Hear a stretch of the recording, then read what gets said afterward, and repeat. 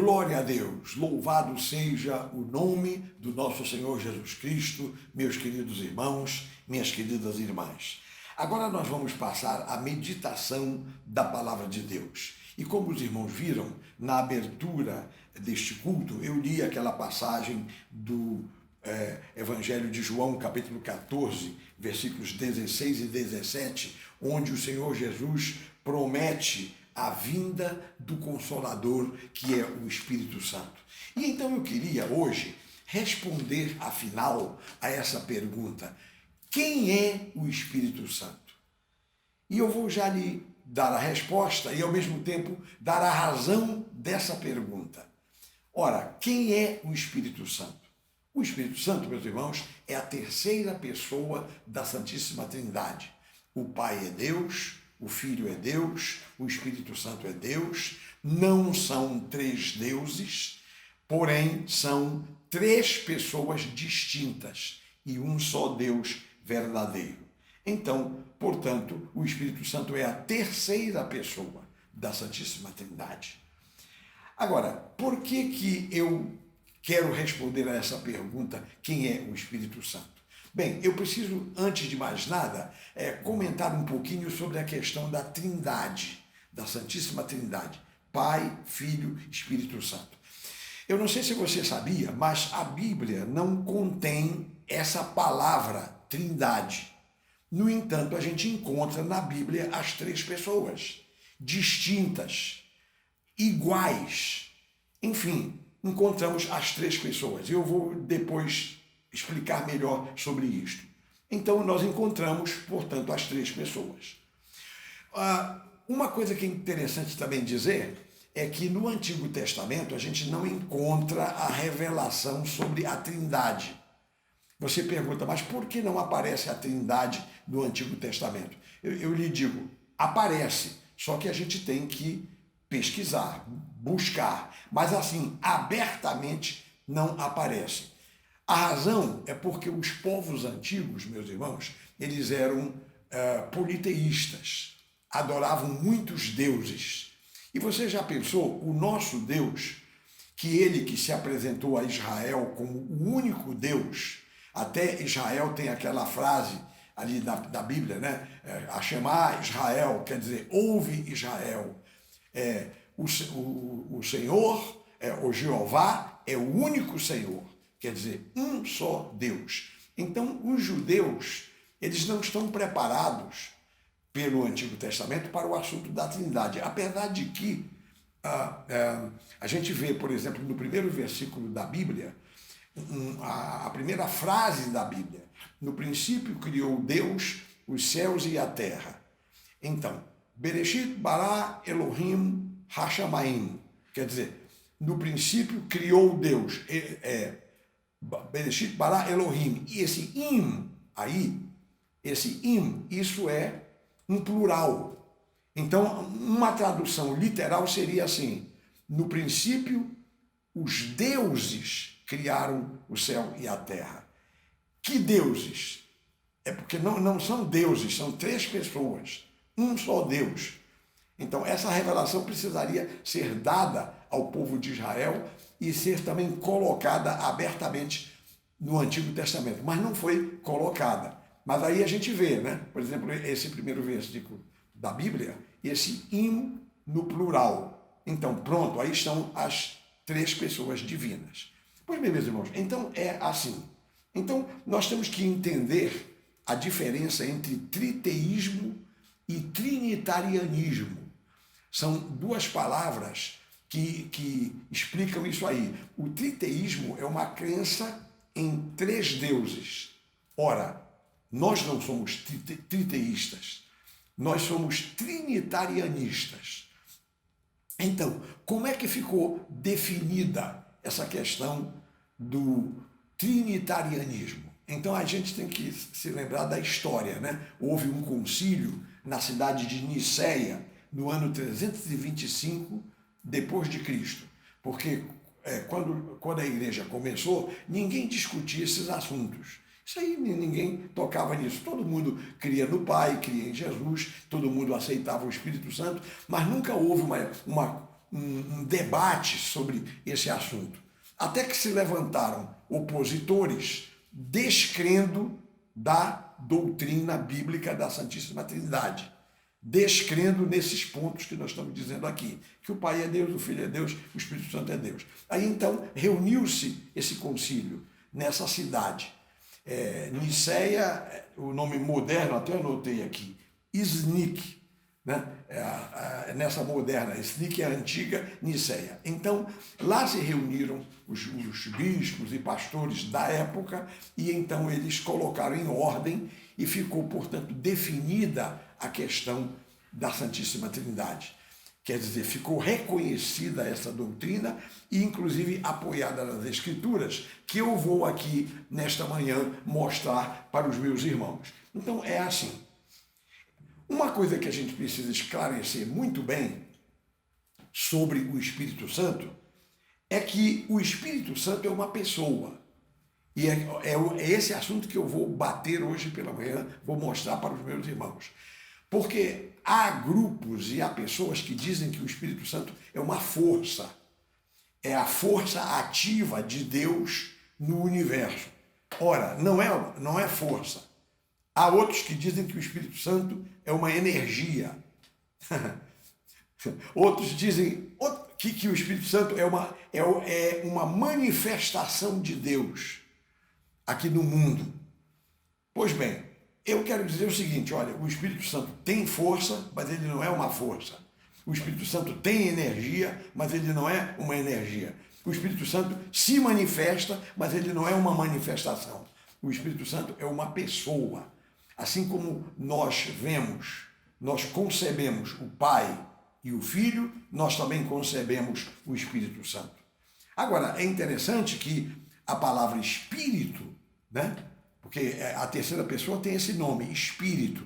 E aí, com isso, porque acho eu que porque a palavra é Espírito, ficam pensando que é um vento, que o Espírito Santo é uma coisa assim misteriosa e tal, e criam essas teorias. De fato, a palavra Espírito, que vem do grego, da língua grega, que é pneuma, essa palavra, a tradução é vento, sopro, ar. Mas por que o Espírito Santo tem esse nome? Espírito, que quer dizer pneuma, que quer dizer vento, sopro, ar. É porque essa palavra fala da obra do Espírito Santo. Para você ter uma ideia, tem um versículo ali no livro dos Salmos que diz assim: se tu lhes cortas a respiração, eles todos morrem e voltam ao pó. Se tu envias o teu Espírito, renovas a face da terra. Pronto. É só para explicar isso, que o Espírito Santo tem esse nome porque explica o que ele veio fazer. Então, onde existe morte, o Espírito Santo chega e dá a vida. Onde há desânimo, tristeza, falta de coragem, o Espírito Santo vem, sopra e anima tudo. Então, essa é a obra do Espírito: dar vida, dar renovação, dar ânimo, transmitir alegria, transmitir vida, enfim. Pronto. Então, por isso que o Espírito Santo tem esse nome, Espírito.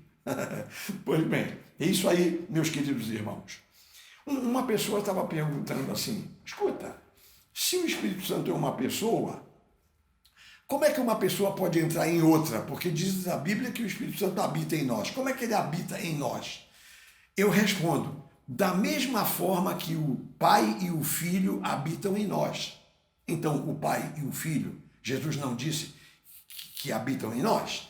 Então, o Espírito Santo, da mesma forma, também habita em nós. O Pai é um ser espiritual, o Filho é um ser espiritual, o Espírito Santo é um ser espiritual, então eles habitam em nós. Então é isso aí, meus queridos. Inclusive, eu queria, para confirmar isso, eu queria que você lesse aqui mesmo, estamos no capítulo 14 do Evangelho de João, eu queria que você lesse aqui o versículo 23.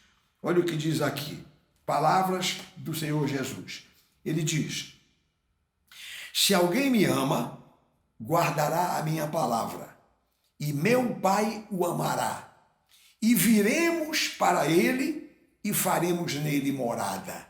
Quer dizer, Jesus e o Pai fazem morada em nós. Viremos para ele, quer dizer, o Pai e o Filho. Então, dessa mesma maneira, o Espírito Santo reside em nós. Olha, veja aqui na primeira carta aos Coríntios, e agora nós vamos ler aqui a palavra de Deus. Eu tenho aqui, inclusive, anotado os textos aqui para me facilitar um pouquinho. Primeira carta aos Coríntios, no capítulo 3 e versículo 16, diz assim a palavra de Deus: não sabeis que sois santuário de Deus e que o Espírito de Deus habita em vós?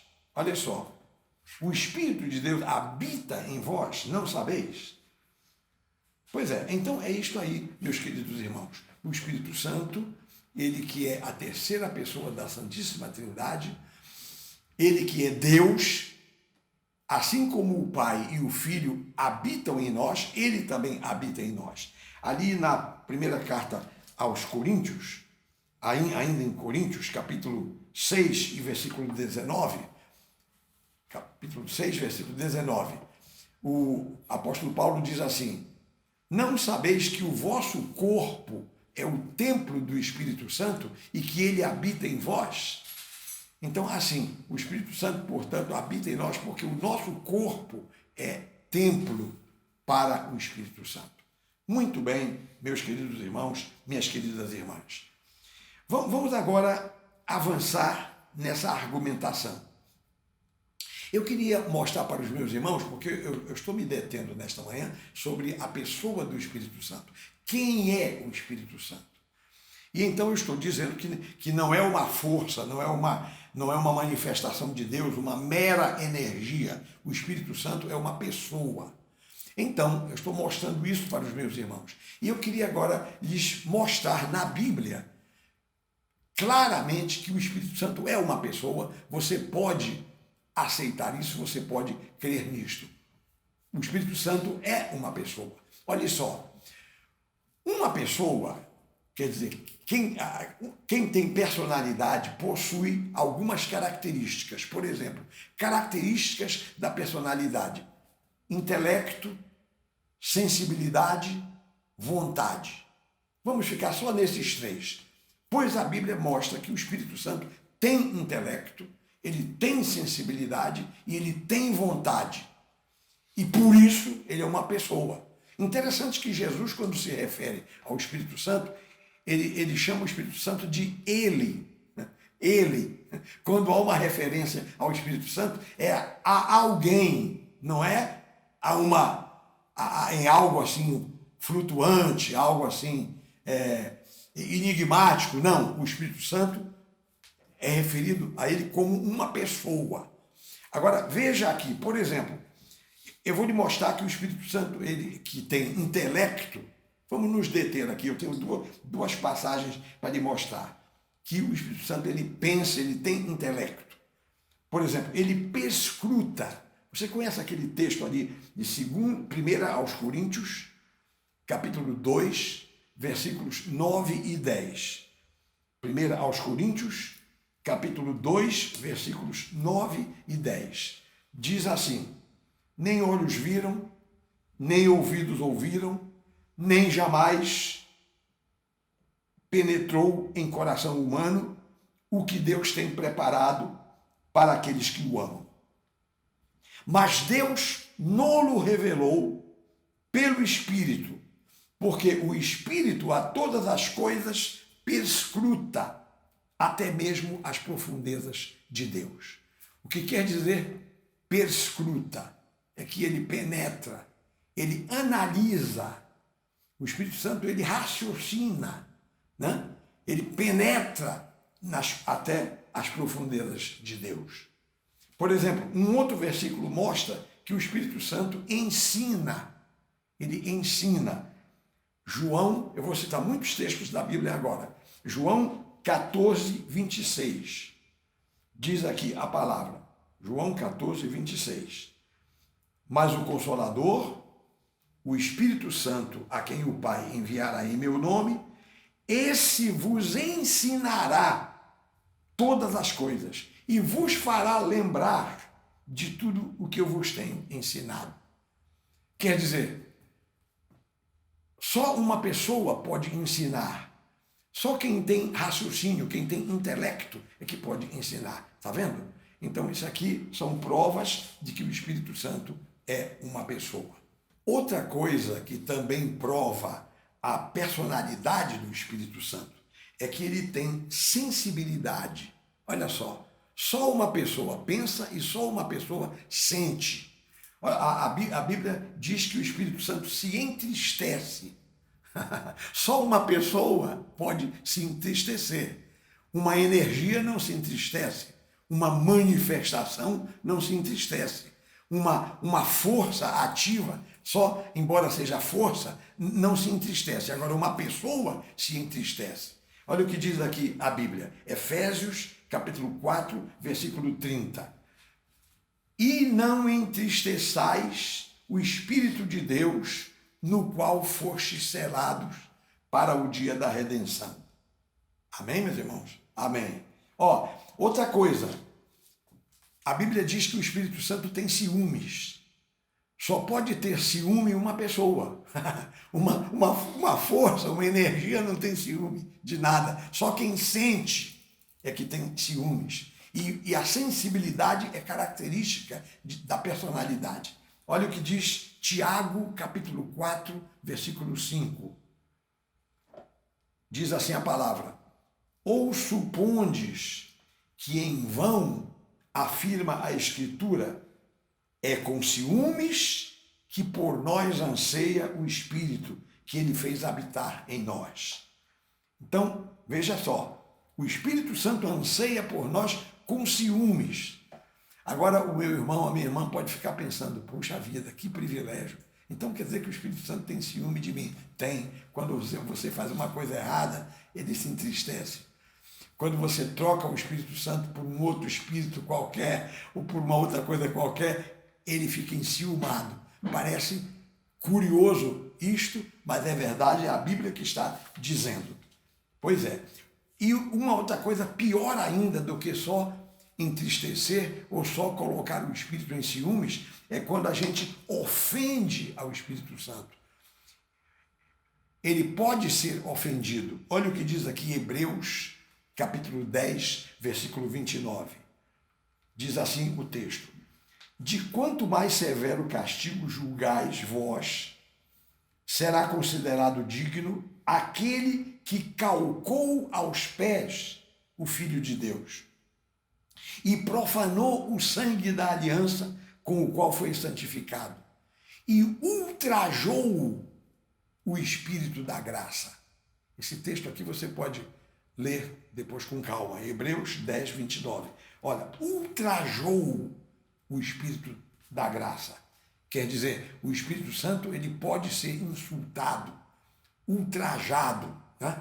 Você pode agredir ao Espírito Santo de muitas maneiras. Então, se fosse uma energia, se fosse, agora me permita bater nesses tópicos, se fosse apenas uma força, você não ultrajaria essa força. Aqui não se trata de uma pessoa sensível. Muito bem. Outra coisa, ainda falando sobre ofensas ao Espírito Santo, no livro dos Atos dos Apóstolos, você está lembrado daquela história de Ananias e Safira, aquele casal que vendeu a propriedade. Eles poderiam ter ficado com o dinheiro todo, ou com uma parte do dinheiro, e chegava lá e dizia, olha, nós vendemos e ficamos para nós com o dinheiro. Os apóstolos não iam dizer nada, a propriedade é sua. Ou então, ficamos com uma parte, também não quer dizer nada, o dinheiro era deles, eles deram para a igreja uma parte só e não todo o dinheiro. Mas não, eles chegaram lá, deram uma parte só e disseram que era o dinheiro todo.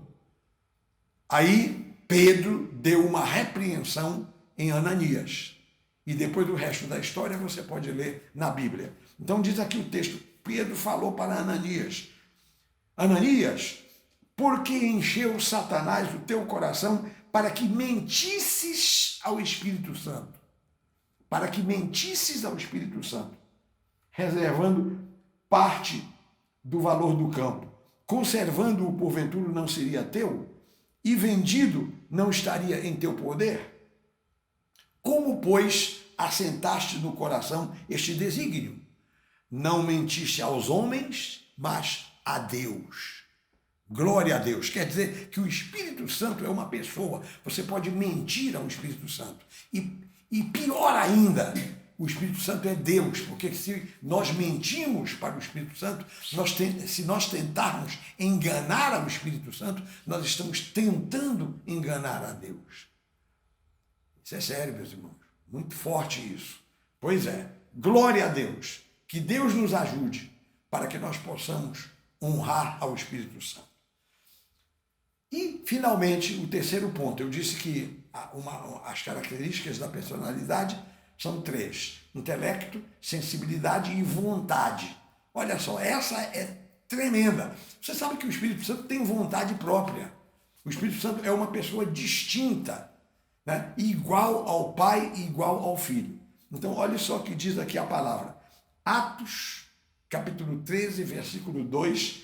Isso aqui é relativo à viagem missionária de Paulo. A primeira viagem missionária do apóstolo Paulo. Então diz aqui o texto, Atos 13, 2. Servindo eles ao Senhor e jejuando, disse o Espírito Santo. Olha só, o Espírito Santo falou. Separai-me agora, Barnabé e Saulo, para a obra a que os tenho chamado. Quer dizer, o Espírito Santo pensa, o Espírito Santo determina, o Espírito Santo tem vontade própria, ele tem comando. Então ele diz, separai-me a Barnabé e a Saulo para a obra a que os tenho chamado. Pronto, os irmãos entenderam. Teve um outro lugar aqui, muito interessante, aqui ainda em Atos, capítulo 16, versículos 6 e 7. Diz aqui o texto, ainda relativo às viagens de Paulo. Então ele estava indo de um lugar para o outro e diz que o Espírito Santo impediu.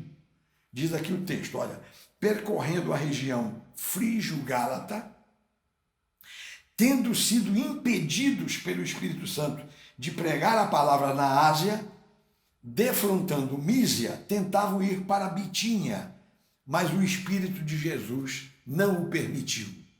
Então a gente nota que o Espírito Santo aqui, ele tem comando, ele controla, ele tem vontade e ele exerce a sua vontade. Então é isto aí, meus queridos irmãos, minhas queridas irmãs. Para mim, estes textos são provas de que o Espírito Santo é uma pessoa. Quando eu trato com o Espírito Santo, é da mesma forma como eu trato com o Pai e com o Filho. A única diferença é que o Pai está sentado no trono, hoje, agora, neste momento. O Espírito Santo está sentado ao lado direito do Pai, intercedendo por nós, e o Espírito Santo está aqui na terra. Como o Espírito Santo é Deus, Deus está em toda parte, está em todo lugar, ele, Espírito Santo, está em toda parte, está em todo lugar. E nós podemos também dizer que Jesus e o Pai, que estão, digamos, num sentido espiritual, sentado no trono, um está sentado no trono e o outro ao lado direito, eles também estão em toda parte, o Pai e o Filho. Mas quem trabalha, quem age, o executivo da Santíssima Trindade é o Espírito Santo. Muito bem. Então, meus irmãos, portanto, eu louvo a Deus, porque o Espírito de Deus ele está conosco, ele está no nosso meio. Eu louvo a Deus porque nesta manhã nós estamos aprendendo sobre quem é o Espírito Santo. E eu queria terminar esse assunto dizendo para os meus irmãos o seguinte, que as 3 pessoas da Santíssima Trindade têm o mesmo pé de igualdade. O Espírito Santo tem pé de igualdade com o Pai e com o Filho. Eu vou ler aqui, por exemplo, eu vou ler 3 ou 4 textos aqui que mostram isso. Olha, por exemplo, eu vou citar aqui, em primeiro lugar, a bênção apostólica. Você sabe a bênção apostólica? Segunda carta aos Coríntios, capítulo 3, versículo 13. Então, terminado o culto, os pastores sempre dizem: a graça do nosso Senhor Jesus Cristo, o amor de Deus, o nosso Pai, e a comunhão e a consolação do Espírito Santo sejam com todos vós. Você vê, ó, o Pai, o Filho e o Espírito Santo, eles estão em pé de igualdade aqui. Por exemplo, um outro texto que eu quero citar é Mateus, capítulo 28, Mateus capítulo 28, versículos 18 e 19.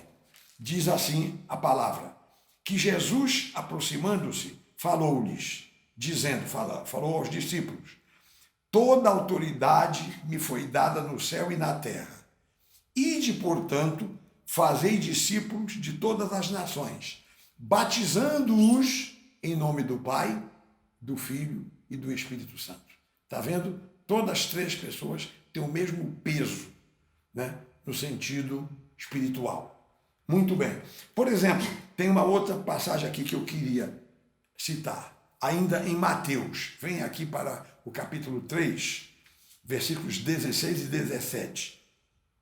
Aqui é no batismo de Jesus, quando Jesus foi batizado. Então diz a Bíblia que João Batista mergulhou Jesus no Rio Jordão. Quando ele saiu da água, então as três pessoas divinas se manifestaram. Olha só, o texto diz assim, batizado Jesus, saiu logo da água e eis que se lhe abriram os céus e viu o Espírito de Deus descendo como pomba, vindo sobre ele. E eis uma voz dos céus que dizia, este é o meu Filho amado, em quem me comprazo.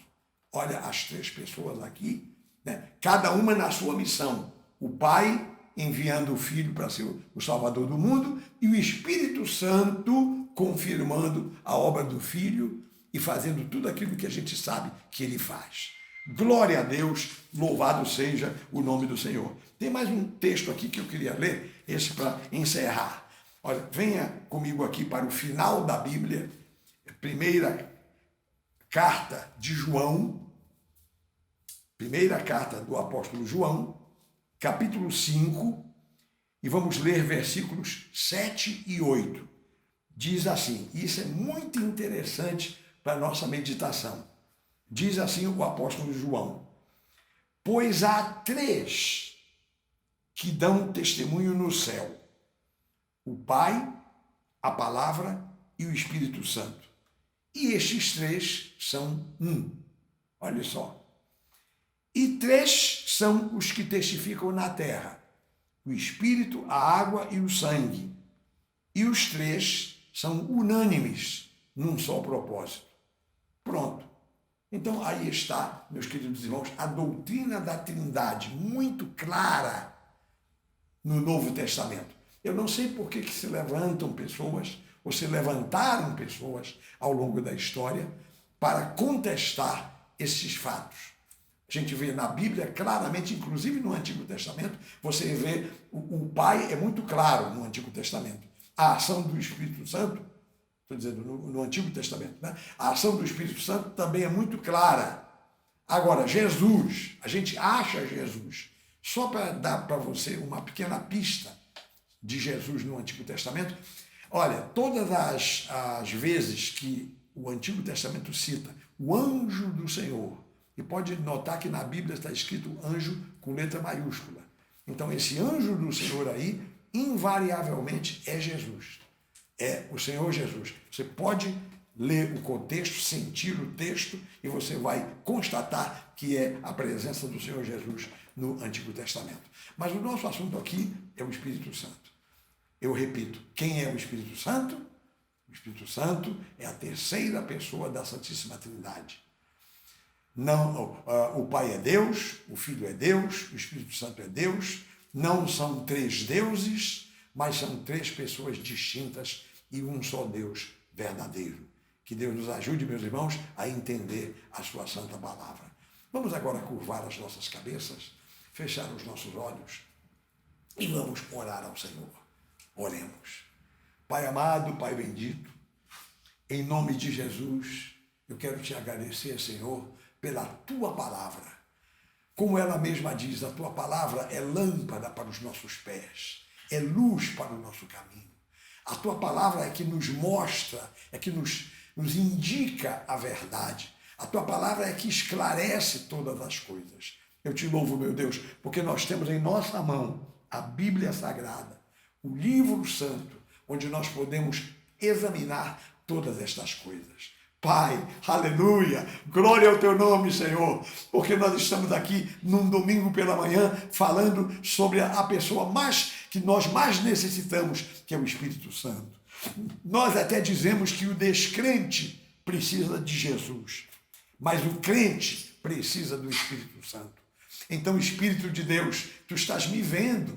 Claro, pregar aqui, eu estou falando de ti, Espírito Santo. Então, o Espírito Santo age aqui no nosso meio, opera no nosso meio, enche o coração dos meus irmãos de alegria, da tua graça. Ó Pai, que o Espírito Santo possa produzir em nós o fruto do Espírito, que o Espírito Santo possa renovar as pessoas, que os meus irmãos, as minhas irmãs sejam batizados com o Espírito Santo e que possam fluir por meio dos dons espirituais. Ó meu Deus, em nome de Jesus, aqui estamos. Espírito de Deus, ser presente neste lugar. Espírito de Deus, enche o nosso coração até transbordar. Espírito de Deus, ser glorificado nesta manhã. Ó Pai, obrigado pela meditação da tua palavra, obrigado por tudo que tu tens feito, obrigado por tudo que tu ainda vais fazer. Eu oro com fé, meu Deus, e peço a tua bênção, a tua graça para todos os meus irmãos nesta manhã. Ó Pai, glorificado e exaltado seja o teu nome para todo sempre, e que todo o povo de Deus diga amém e amém. Graças a Deus. Louvado seja o nome do Senhor. Meus irmãos, todas as vezes que eu falo em ofertas e dízimos para o sustento da casa de Deus, eu leio um texto da Bíblia para nos inspirar, para reforçar esse argumento. E olha o que eu escolhi nesta manhã. Segunda carta de Paulo a Timóteo, né? 2 Timóteo, capítulo 2, a partir do versículo 11. Então diz assim a palavra: fiel é esta palavra. Se já morremos com ele, também viveremos com ele. Se perseveramos, também com ele reinaremos. Se o negarmos, ele por sua vez nos negará. Se somos fiéis, ele permanece fiel. Pois de maneira nenhuma pode negar-se a si mesmo, graças a Deus. Então, é isso aqui, meus irmãos. Então, por que eu escolhi esse texto? Porque esse texto aqui reforça aquela doutrina do plantio e da colheita, né? Nós sabemos que quem planta, colhe. E então é o que nós vemos aqui.